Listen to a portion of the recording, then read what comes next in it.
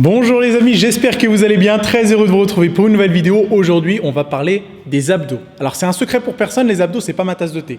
Et si vous ne me suivez que depuis peu de temps, sachez que les abdos, je déteste faire ça. Et j'en fais d'ailleurs que très rarement, voire même jamais. Je crois que les 2 dernières années, j'ai dû faire en tout et pour tout une dizaine de séances pour les abdos.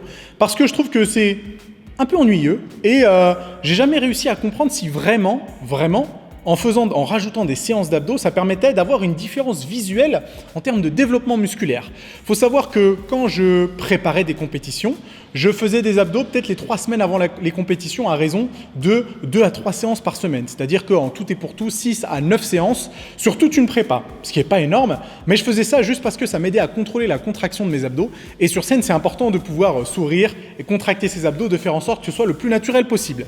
J'ai eu ce résultat en faisant que très peu d'abdos. Donc j'avais effectivement un ventre plat, des abdos plutôt dessinés, mais j'ai jamais eu les abdos bien creusés comme certains peuvent les avoir. Je ne sais pas si c'est une question de génétique ou d'un manque de travail, mais du coup je me suis dit que ça pourrait être intéressant de se mettre un petit peu aux abdos, d'essayer de rajouter des séances un petit peu plus régulières pour effectivement voir s'il y avait une différence visuellement notable. Et cette vidéo, elle va me permettre de vous faire un petit rappel sur les abdos, comment bien les travailler, quels exercices choisir pour avoir les séances les plus pertinentes possibles, etc., etc. Donc ce qu'on appelle vulgairement les abdos, c'est en fait un ensemble de muscles. Vous avez le grand droit de l'abdomen, vous avez le grand oblique, vous avez le petit oblique et vous avez aussi le transverse. Je ne sais pas si véritablement on peut considérer que ça fait partie de l'abdomen, mais on va quand même le mettre à l'intérieur. Le grand droit de l'abdomen vous permet de faire une flexion de la colonne vertébrale. Vous avez une petite démonstration. Donc, c'est enrouler la colonne vertébrale. Le grand oblique vous permet de faire une rotation de la colonne vertébrale, mais aussi une flexion de la colonne vertébrale. Il assiste le grand droit de l'abdomen dans la flexion. Le petit oblique vous permet de faire une inclinaison de la colonne vertébrale. Et le fait de connaître les fonctions de chacun des muscles de la sangle abdominale, ça va vous permettre de mieux choisir vos exercices et du coup d'avoir forcément de meilleurs résultats. Et le transverse, il sert à quoi? Le transverse, en fait, il est un petit peu particulier. Il sert non seulement à maintenir vos viscères, vos organes, et il a une fonction de muscle expirateur, c'est-à-dire que quand vous allez expirer, normalement, votre transverse va se contracter. Mais du coup, quels sont les exercices à adopter pour avoir la meilleure séance abdos possible? Alors, vous n'êtes pas obligé de faire un exercice pour le grand droit, pour le grand oblique, pour le petit oblique et pour le transverse à l'intérieur de la même séance. D'ailleurs, moi, c'est absolument pas ce que je vais faire. Je vais choisir mes exercices en fonction de mes objectifs et en fonction de ma morphologie. Et en l'occurrence, je ne vais pas faire d'exercice pour le petit oblique parce que je trouve que c'est absolument pas pertinent et j'ai de toute façon pas forcément envie d'avoir un petit oblique extrêmement développé. Ça ne veut pas dire que vous ne devez pas faire d'exercice pour le petit oblique, ça veut juste dire qu'il va falloir que vous choisissiez les exercices encore une fois en fonction de vos objectifs et en fonction de votre morphologie.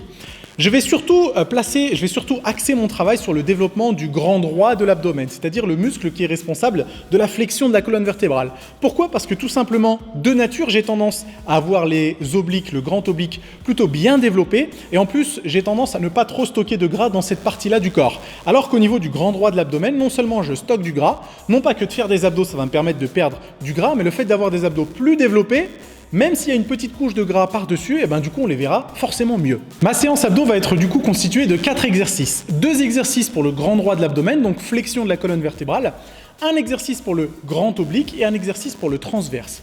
Je ne vais pas trop rentrer dans les détails sur le transverse parce que je ferai une vidéo spécialement dédiée à ce muscle-là parce qu'il y a un exercice qui commence à revenir à la mode qui s'appelle le vacuum et qui demande de s'y pencher un petit peu plus précisément, donc faites preuve de patience, je traiterai ça dans une autre vidéo. On va se concentrer surtout sur les exercices pour le grand droit et sur l'exercice pour le grand oblique. Alors pour le grand droit, c'est simple, je choisis 2 exercices. Un exercice qui va donc fléchir la colonne vertébrale en engageant la poitrine.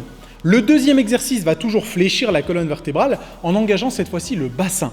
Parce que rappelez-vous, le grand droit de l'abdomen, il s'attache sur le buste et sur le bassin. On ne va pas rentrer dans les détails.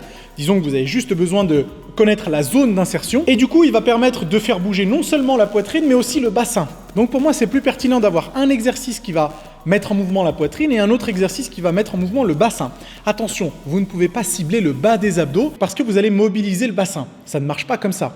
En mobilisant le bassin, vous travaillez toujours le grand droit de l'abdomen. Vous ne travaillez pas de préférence le bas ou le haut parce que de toute façon, c'est pas possible. C'est comme d'essayer de travailler l'intérieur des pectoraux. Ça ne fonctionne pas. Et pour le grand oblique, je vais donc rajouter un exercice de rotation, parce que même s'ils assistent le grand droit de l'abdomen sur la flexion de la colonne vertébrale, je pense que ça peut être intéressant, même juste pour essayer de maîtriser la contraction de ce muscle-là, je pense que ça peut être intéressant de rajouter un mouvement. Je ne pense pas que je le rajouterai à toutes les séances, mais disons qu'il fera quand même partie de la majorité de mes séances d'entraînement pour les abdos. Et pour le premier mouvement destiné à contracter le grand droit de l'abdomen, je vais en fait alterner entre deux exercices différents. Le premier exercice, ce sera du crunch à la poulie haute. Vous le connaissez par cœur, je ne vais pas revenir là-dessus. C'est l'un de mes exercices préférés d'ailleurs parce que je trouve que la sensation et la contraction est exceptionnelle. Je vais alterner avec ce que j'appelle du crunch pull-over à la poulie haute. Pourquoi pull-over? Parce qu'on a les bras tendus sur le devant, exactement comme en effectuant un pull-over. Et la spécificité de cet exercice, en fait, la contraction est la même en fin de compte, mais c'est juste qu'en augmentant le bras de levier grâce au bras tendu, vous serez en mesure d'utiliser une charge de travail inférieure. Pourquoi je veux utiliser une charge de travail inférieure? Tout simplement parce que le crunch classique à la poulie haute, avec les mains de chaque côté de la tête, je peux utiliser toute la pile de poids des poulies disponibles à ma salle de sport et encore effectuer des séries de 20 reps. Quand j'ai envie de travailler dans une fourchette de répétition un petit peu plus courte, je vais faire du crunch pull-over à la poulie haute pour pouvoir justement utiliser moins de poids mais arriver à faire moins de répétitions. Je ne sais pas si vous comprenez un petit peu la logique d'utilisation. Et pour le crunch pullover, l'exécution en fait, elle est très simple et le but c'est d'essayer de verrouiller l'angle entre le bras et le buste, essayer de verrouiller l'articulation de l'épaule et de faire en sorte de uniquement engager la flexion de la colonne vertébrale, comme je vous le démontre sur la vidéo, pour bien contracter le grand droit de l'abdomen. Une fois que vous l'avez maîtrisé et que vous ne sentez plus ni le dos ni les triceps, vous allez voir que vous serez à même de contracter à fond les abdos et c'est un exercice exceptionnel. En deuxième mouvement, pour travailler le grand droit de l'abdomen, je vais aussi alterner entre deux exercices différents. Rappelez-vous que le deuxième mouvement, je vais devoir fléchir la colonne, mais conserver la poitrine immobile, c'est-à-dire que je vais devoir bouger le bassin. Et je vais alterner entre deux exercices. Le premier, j'appelle ça de l'enroulé de bassin, je ne sais pas exactement comment ça s'appelle. Si vous connaissez le nom exact, mettez-le dans les commentaires. Et du coup, je vais utiliser un banc incliné. Pourquoi pas un banc plat? Parce que sur un banc plat, le travail est trop facile. Plus vous allez incliner le banc, plus ce sera difficile. 45 degrés, difficile. 90 degrés, très difficile. Suspendu à une barre de traction, très, très difficile. Et du coup, la première variante, ça sera sur un banc incliné à 45 degrés parce que j'ai d'excellentes sensations et du coup, ça me permet d'atteindre la fourchette de répétition que je vise entre 10 et 20 répétitions grosso modo, plutôt entre 12 et 20 répétitions pour cet exercice-là. Rappelez-vous que ce qui est important pour cet exercice, ce n'est pas le mouvement des hanches, ce n'est pas le mouvement des chevilles, ce n'est pas le mouvement des genoux, c'est le mouvement de la colonne vertébrale. La seule chose qui doit être en mouvement, c'est la colonne, c'est l'enroulement de la colonne vertébrale. Si vous commencez à balancer les jambes d'avant en arrière, comme on peut le voir des fois sur Instagram ou sur d'autres personnes qui pratiquent ce genre de mouvement, peut-être que vos abdos, peut-être que le grand droit de l'abdomen va travailler légèrement. Mais c'est surtout tous les fléchisseurs de hanches, qui vont bosser. Et étant donné qu'ils sont déjà hyper puissants sur la grande majorité de la population, pas besoin d'en remettre une couche. Donc concentrez-vous uniquement sur la flexion de la colonne vertébrale. Et le deuxième mouvement que je vais utiliser, ça va être du coup des enroulés de bassin suspendus à la barre de traction. Pourquoi je le fais à la barre de traction? Parce que du coup, ça va être plus difficile et ça va me permettre d'atteindre une fourchette de répétition un peu plus basse, entre 6 et 12 répétitions. Au fait, rien ne vous empêche de travailler les abdos en série de 6 à 8 répétitions. On entend souvent dire qu'il faut les travailler en série longue, 20, 30, 40 reps. C'est pas forcément juste. Vous pouvez très bien les travailler en série courte comme les autres groupes musculaires, qu'en série longue comme les autres groupes musculaires également. Attention par contre à l'exécution parce que si vous les travaillez en série de 6 à 8 répétitions, ça veut sûrement dire que vous allez devoir ajouter une charge additionnelle et du coup peut-être que votre exécution peut se dégrader. Donc faites bien gaffe à votre exécution si vous décidez de travailler les abdos en série plus courte que 10 répétitions. Mais c'est tout à fait envisageable. Et pour travailler le grand oblique, qu'est-ce que je vais faire? Je vais rester à ma poulie en adoptant un exercice qui non seulement sollicite la flexion de la colonne vertébrale, mais aussi la rotation de la colonne vertébrale. Parce que rappelez-vous que le grand oblique, il est en fait en diagonale. Il s'attache sur le côté droit, sur le haut du corps, et sur le côté gauche, au niveau du bassin.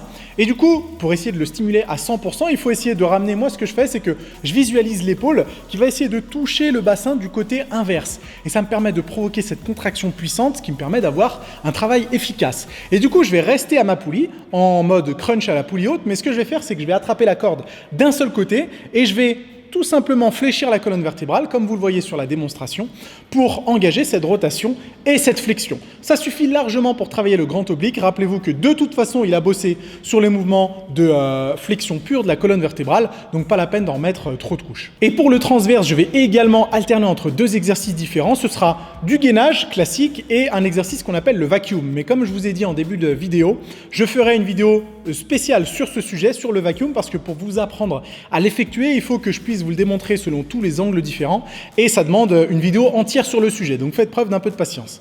En termes de fréquence et de volume d'entraînement, je vais travailler les abdos 1 à 2 fois par semaine. Pas la peine de les travailler tous les jours, vous savez que ça ne sert à rien.